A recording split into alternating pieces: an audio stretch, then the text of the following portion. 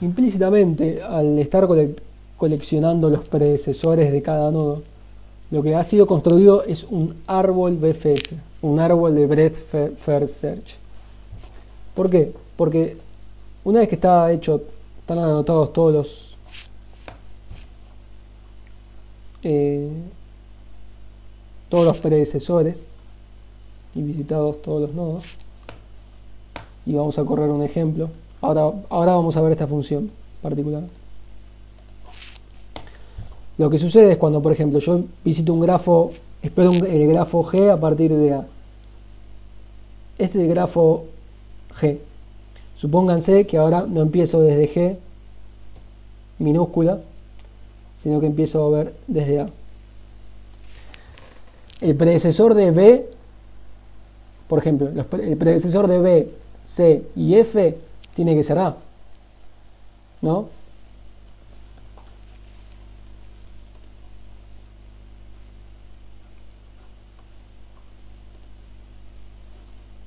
Vamos a ver. Vamos a ver la información del nodo A. Fue visitado, verdadero, no tiene predecesor porque es el nodo fuente. Fíjense acá. Y su distancia es 0 porque es el nodo fuente. Vamos a ver entonces cuál le dijimos, B, C y F. Como todos tienen que estar visitados, su predecesor es A y su distancia es 1. C tiene que ser igual. Bueno. Y, ¿cuál más? F tiene que ser igual. Todos tienen de predecesor A y todos tienen una distancia 1 porque están conectados inmediatamente. Y acá aparecen en el árbol que puedo ir construyendo a medida que voy explorando el grafo inicial. Entonces el grafo inicial construye un árbol. Este árbol BFS va a tener los mismos nodos que el grafo. Los nodos van a ser idénticos. La diferencia es cómo van a estar conectados. Porque van a estar conectados según la exploración que yo hice. Entonces si yo llegué a B y a C y a F por medio de A, entonces van a tener ejes que los conecten. Después siguió con los vecinos de, por ejemplo, los vecinos de B. Fíjense esto. B, además de tener como adyacente, está conectado con C. Pero fíjense que en este árbol B y C no están conectados. Acá no están conectados. ¿Por qué? Porque cuando se puso a ver los adyacentes de B, acá, C ya apareció como visitado. Entonces este if no se ejecutó, esto que está acá. Y es por eso que es un árbol, porque si no esto hubiera sido un ciclo. Acá en el grafo original hay un ciclo. Pero esto es un árbol, no hay un ciclo. La forma de que no haya un ciclo es con este if. Y porque no me, digamos, es como que estoy descartando ejes que no me son informativos. Son ejes que yo no voy a recorrer cuando voy en un sentido BFS para este grafo partiendo desde el nodo A. Y después, entonces, corren el ejemplo, comparen los árboles que obtienen y van a ver que son siempre los mismos nodos, solo que sin ciclos. Entonces luego, por ejemplo, E está conectado con F en el árbol, pero con D no. ¿Qué significa eso? Y que por cómo recorrió, cuando llegó al nodo E, llegó por medio de F. Lo cual es entendible porque partimos de A e hizo esto. Y evidentemente después, lo inmediatamente que hizo es agarrar F y decir, a ver cuáles son los adyacentes de F y llegar a E.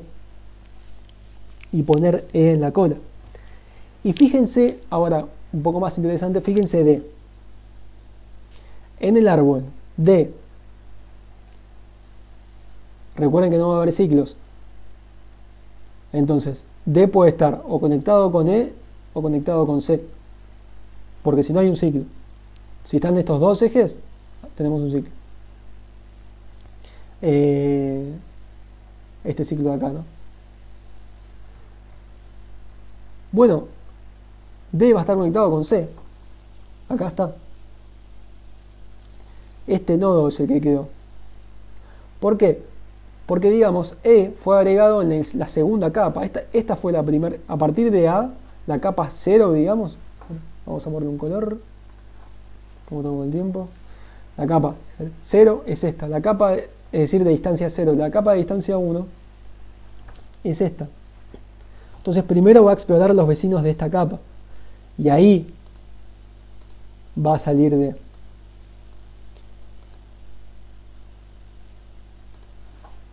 Y también va a salir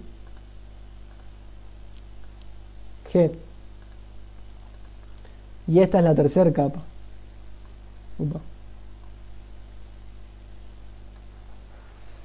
Y esta es la capa de distancia 0. Esta es la distancia 1 y esta es la distancia 2. Eso es lo que hace FS. Va por niveles. Y por eso es que hasta ahora venimos hablando de distancias desde el nodo fuente, que en este caso es A, hacia todos los nodos. Pero para hablar de distancias tenemos que estar seguros de que tenemos que hemos alcanzado a esos nodos por medio del camino óptimo. Y eso es lo que hace BFS. BFS es un algoritmo greedy, el cual llega a todos los nodos que se puedan llegar, porque si hubiera un nodo acá, si acá estuviera el nodo X, por ejemplo, A no puede llegar al nodo X. Pero BFS parte de un nodo fuente y llega a todos los nodos restantes por medio del camino óptimo. Y así tiene esta propiedad de poder anotar las distancias al nodo A, porque recorre el camino óptimo. ¿Por qué? Porque hace esto de ir por niveles. Porque si hubiera hecho AF, por ejemplo, FED, este no es el camino óptimo D. Camino óptimo D es este. Entonces la distancia de D es 2, no 3, por ejemplo. Lo mismo de G. No llega a G por este camino. Llega a G por este camino. Muy bien, ¿cómo estamos con el tiempo? Creen nuevos grafos y corran BFS con distintos grafos y con distintos nodos fuentes y vean cómo los grafos, los árboles cambian. Guarda porque este árbol es siempre el mismo, solo que lo dibuja distinto. Pero fíjense que es siempre el mismo grafo. Y tenemos dos BFS porque en un BFS simplemente corremos BFS y en este BFS árbol corremos el BFS y además creamos el árbol en sí para poder dibujarlo acá. Y es el árbol A. Entonces se nos agregan un par de líneas. Esa es la única diferencia. Fíjense que A es un grafo más y lo que hace esta función es devolver ese grafo. Y va agregando los nodos que visita y agregando las conexiones del nodo que visita conectado con el nodo desde el cual llega. Y como este add edge está agregado dentro del if, si ese nodo no fue visitado, eso es lo que previene que se formen ciclos y que esto efectivamente sea un árbol. Bueno, sigan probando y también explorando, por ejemplo, nodo G, el predecesor C y la distancia es 2, como habíamos dicho acá, ¿no? Que a G iba a llegar por medio de C y su distancia iba a ser 2. Bueno, y acá tienen más ejemplos. Fíjense cómo cambia el árbol si el nodo fuente ahora es G en vez de A.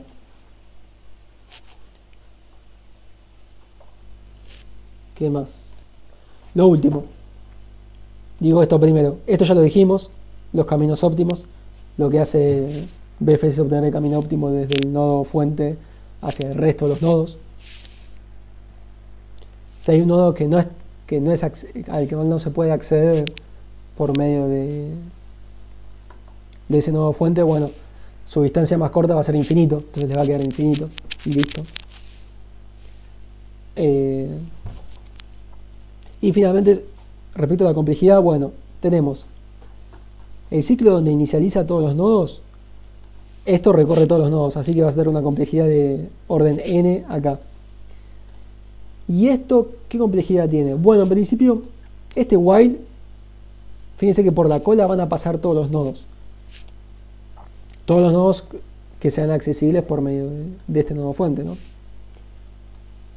Entonces, todo nodo va a aparecer una vez, va a ser agregado acá, salvo el nodo fuente que se ha agregado acá, pero es lo mismo. Y todos los nodos van a ser popeados, bueno, por supuesto una única vez. Así que este while se va a recorrer también n veces. Pero ¿qué pasa? Metido acá hay un for. Lo que va a hacer este for es repasar todas las adyacencias. Entonces, si bien el árbol que va a construir no va a tener todos los ejes, BFS está recorriendo, ¿cómo estamos el tiempo? Está recorriendo todos los ejes que hay. O sea, BFS arranca acá y mira estos ejes. Luego arranca con F, y si bien no va a agregar a C, tiene que ir a C y fijarse que tiene que ver que se esté visitado o no. Entonces, en la complejidad va a contar. Entonces y eso es lo que va a pasar en todo este cacho. Este while junto con este for, lo que van a terminar haciendo es recorrer todos los ejes. Algunos no serán agregados, inmediatamente serán descartados porque no cumplen con el if, pero igual los va a tener que testear. Entonces, esta parte del código va a tener una complejidad igual al número de ejes. Por eso la complejidad de BFS es n más m, tita de n más m. Ustedes recordarán que de la guía, que cuando vemos algo así, n más m, decimos, bueno, el que domina, n o m. Pero como BFS aplica a todos los grafos en general y no podemos tener por ejemplo, un grafo en el cual hay n nodos y ninguno está conectado, entonces la complejidad va a ser O de n. Y si están todos conectados, es un grafo completo, por ejemplo, la complejidad va a estar dominada por el número de ejes. Por eso es que la complejidad de BFS se informa como tita de n más m, porque al final la complejidad va a depender de la topología del grafo. Pero en general, si queremos dar la fórmula más general, va a ser tita de n más m. Si por ejemplo el grafo de nuevo es un grafo completo, entonces va a ser tita de m, porque m va a dominar